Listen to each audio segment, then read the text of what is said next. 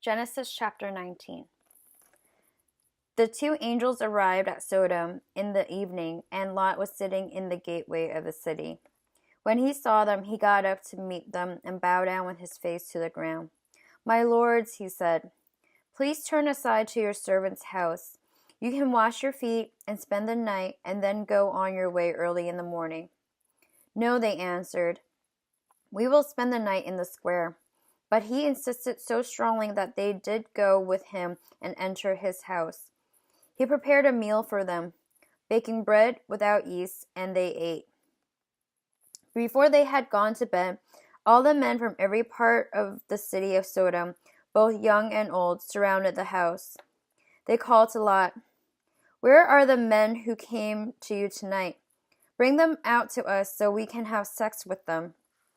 Lot went outside to meet them and shut the door behind him and said, "No, my friends, don't do this wicked thing. Look, I have 2 daughters who have never slept with a man. Let me bring them out to you, and you can do what you like with them. But don't do anything to these men, for they have come under the protection of my roof." "Get out of our way," they replied. "This fellow came here as a foreigner, and now he wants to play the judge. We'll treat you worse than them." They kept bringing pressure on Lot and moved forward to break down the door. But the men inside reached out and pulled Lot back into the house and shut the door. Then they struck the men who were at the door of the house, young and old, with blindness so that they could not find the door. The 2 men said to Lot, "Do you have anyone else here, sons-in-law, sons or daughters, or anyone else in the city who belongs to you? Get them out here, because we are going to destroy this place. The outcry to the Lord against its people is so great that he has sent us to destroy it." So Lot went out and spoke to his sons-in-law, who were pledged to marry his daughters. He said, "Hurry and get out of this place, because the Lord is about to destroy the city." But his sons-in-law thought he was joking. With the coming of dawn, the angels urged Lot, saying, "Hurry, take your wife and your 2 daughters who are here, or you will be swept away with the city when the city is punished." When he hesitated, the men grasped his hand and the hands of his wife and of his 2 daughters and let them safely out of the city. For the Lord was merciful to them. As soon as they had brought them out, one of them said, "Flee for your lives. Don't look back and don't stop anywhere in the plain. Flee to the mountains, or you will be swept away." But Lot said to them, "No, my lords, please, your servant has found favor in your eyes, and you have shown great kindness to me in sparing my life. But I can't flee to the mountains. This disaster will overtake me, and I'll die. Look, here is a town near enough to run to, and it is small. Let me flee to it. It is very small, isn't it? Then my life will be spared." He said to them, "Very well. I will grant this request too. I will not overthrow the town you speak of, but flee there quickly, because I cannot do anything until you reach it. That is why the town is called Zoar." By the time Lot reached Zoar, the sun had risen over the land.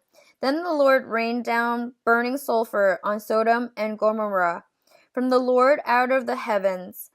Thus he overthrew those cities and the entire plain, destroying all those living in the cities, and also the vegetation in the land. But Lot's wife looked back, and she became a pillar of salt. Early the next morning, Abraham got up and returned to the place where he had stood before the Lord. He looked down toward Sodom and Gomorrah, toward all the land of the plain, and he saw dense smoke rising from the land, like smoke from a furnace. So when God destroyed the cities of the plain, he remembered Abraham, and he brought Lot out of the catastrophe that overthrew the cities where Lot had lived.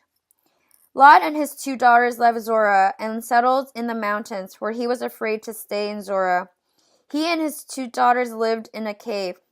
One day the older daughter said to the younger, "Our father is old, and there is no man around to give us children.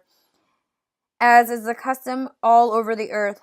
Let's get our father to drink wine, then sleep with him, and preserve our family line through our father."